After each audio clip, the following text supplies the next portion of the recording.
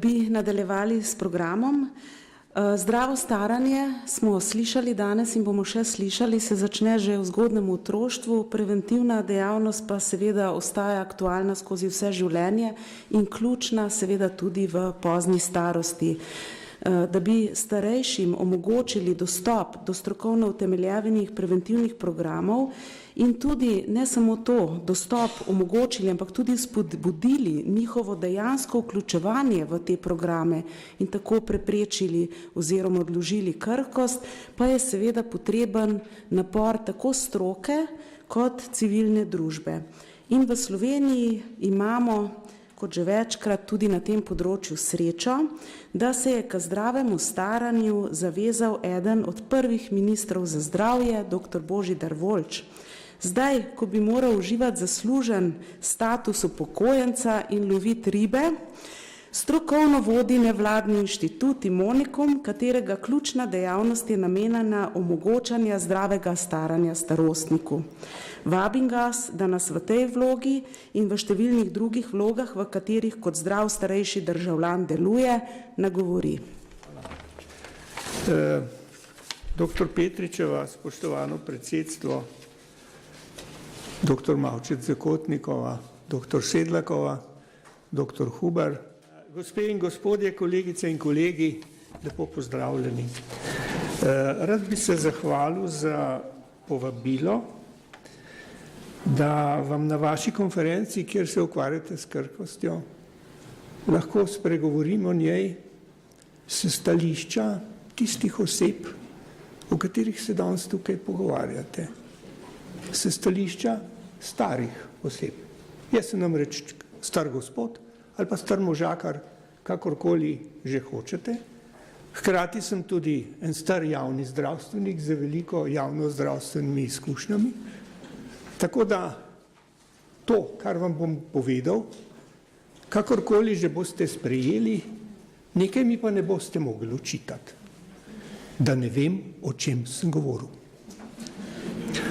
Ko presojamo zdravje v starosti, recimo, če presojam svoje zdravje, so pomembni odgovori na vprašanja, kaj in koliko mi pomeni moje zdravje, kako ga razumem, kako ga sprejemam, kje je moje zdravje na moji poti staranja, kakšna naj bo zdrava vsebina ne katerekoli, ampak moje starosti.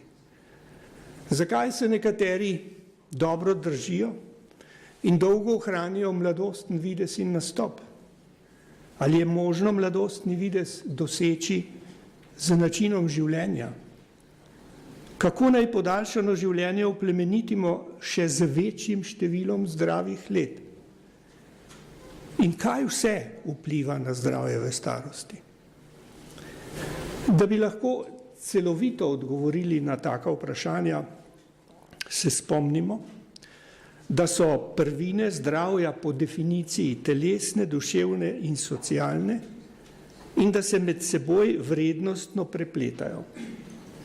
Da bi to lažje razumeli, si telesno zdravje zamislimo kot čašo rdeče, duševno zdravje kot čašo modre, socialno pa kot čašo rumene tekočine. Če vse zlijemo v eno samo posodo, bomo dobili tako ali drugače obarvano tekočino, v kateri se pa vse te barve med seboj celostno, celovito, če hočete, prepletajo. Na podoben način se prvine zdravja v vsem življenju prepletajo v vsakomur od nas. Ker se pravzaprav staramo vse življenje, lahko rečemo, da je zdrav način življenja tudi zdravo staranje. A videli smo že prej, pa tudi gospa Vesna je omenila, da korenine našega zdravja segajo daleč nazaj. Vse do zdravja naših staršev in do našega spočetja, do tistega trenutka, ko je očetova semenčica vstopila v materino jajčece in se je v njem zaiskrilo novo naše življenje. Je bila to zaželena nosečnost? Sta se starša imela rada? Je mati recimo v nosečnosti z nami kadila ali uživala alkohol? Kako nas je znala sprijeti, kako nas je znala stisniti k sebi? S kakšnimi besedami nam je izrekala svojo materinsko ljubezen? Kako smo občutili nežno toploto njenega telesa? Odgovori na vsa ta vprašanja so oblikovali strukturo naših čustev in zdravja že v otroških letih in nam dali boljšo ali slabšo popotnico za naše poznejše srečanje z življenjem in družbo. Vso dediščino otroštva prek mladosti in odraslosti odnašamo s seboj v starost in tudi tam še vedno vpliva tudi na način našega življenja. Če smo v delovnem okolju znali zdravo, mirno in aktivno živeti, je velika verjetnost, da bo taka tudi starost v letih, ki prihajajo. Vsem znan cilj zdravega staranja je, da ostanemo čim dlje telesno in družbeno aktivni, samostojni in neodvisni, vendar čustveno in socialno povezani z okolico. Bolezen ali stanje, ki na koncu povzroči smrt, naj bi bilo čim krajše, sama smrt pa dostojanstvena in brez bolečin. To si želimo vsi, vendar pa življenje teče vsakomur po svoje. Čeprav nihče od nas ne ve, koliko časa bo še živel, je življenje možno oblikovati in ga bogatiti do zadnjega. V tem je izjemna dragocenost življenja, v tej možnosti. Zato mi dovolite, da v zvezi z zdravo starostjo danes ne bom govoril o vseh tistih običajnih stvarih, o hipertenziji, o sladkorju, o maščobah, o alkoholu, o kajenju, gibanju, telesni masi in o prehrani, ampak bom govoril o tistih značilnostih zdravega staranja, ki so vsakodnevne in ki jih boste morda v tem, kar bom govoril, začutili v vaših življenjih tudi vi, čeprav še niste stari.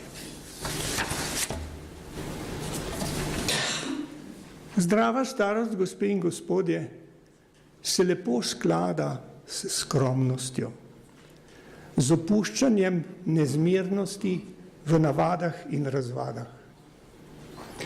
Navaditi se je treba tudi še na nekaj, na manjše dohodke. Denar je treba skrbneje obračati. Med starimi je več revščine kot bogatstva, še posebej med tistimi, ki so že dolgo upokojeni in se je vrednost njihove pokojnine z leti močno zmanjšala in so s to padajočo vrednostjo drseli in zdrseli na drugo stran, na slabšo stran socialnega gradienta. O revščini in zdravju je ogromno napisanega. V starosti pa povečuje verjetnost zdravstvene in socialne zanemarjenosti. Zato naj vse tiste organizacije in društva, ki skrbijo za redno srečevanje in aktivnosti starih, za revne med njimi in njihovo dostojanstvo poskrbijo na posebej takten način, nikakor pa naj ne pozabijo na nje. Starost je tudi čas izgube življenjskih sopotnikov, ljubih sorodnikov, prijateljev in znancev. Možnosti pa tudi volje za sklepanje novih prijateljstev je manj. Kljub temu pa večini starih organizirano neobvezno druženje in sklepanje znanstev z vrstniki predstavlja veliko vrednoto. Telesne in čustvene potrebe starih niso dosti drugačne od potreb srednje generacije, le da jih je v starosti težje uresničevati. Stari si predvsem želimo ali želijo družbe družinskih članov, Posebej srečni so v krogu vnukov, za katere so pripravljeni na kakršnekoli žrtve. Najslabše pa je, če se star človek zapre vase, se preda samoti in odklanja kakršnokoli možnost socialne aktivnosti.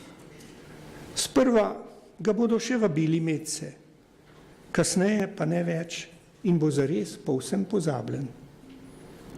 Prav taki osamljeni ljudje so pogosto žrtve nasilja, zlorab in zanemarjanja, kar vse po večini ostaja skrito za zaprtimi vrati njihovih domovanj. Zdravje pa je za njih nedosegljiva vrednota. Znan slovenski pregovor pravi, da ima mladost pesmi, starost pa povesti. Starost je čas spominov in razmišljanj, tudi kesanja. V starosti bolj kot prej razmišljamo o preteklem življenju. Pomaga, če mu dodajamo še lepe in žlahtne stvari in ga smiselno bogatimo. K zdravemu staranju sodi duševni mir, to pa je povezan s sposobnostjo razumevanja in odpuščanja. Poskusimo postati boljši, ne škodimo nikomur, pozabimo na zavist, sovraštva in zamere. Ne dopustimo, da bi nas vse to spremljalo do smrti. S tem bomo lahko omilili marsikatero grenko izkušnjo ali neprijeten spomin. Starost je lahko tudi lepa, lahko nudi veliko zadovoljstev, a to je v prvi vrsti odvisno od nas samih, šele potem od drugih. Kaj pa misel na smrt? Jo odganjamo, nam je blizu, nas je strah, smo z njo sprijaznjeni. Smrti ne uide nobeno življenje. Zato je razmišljanje o njej in priprava na njo še kako pomembna. Vsak od nas si želi umreti doma in v krogu družine. Žal pa je tako, da danes veliko ljudi umira osamljenih in zapuščenih. In morda je med vsemi smrti najbolj čustveno samotna tista na intenzivnih oddelkih bolnišnic, ko je umirajoči osamljen, priključen na številne aparate in infuzije, ki ga vzdržujejo pri življenju.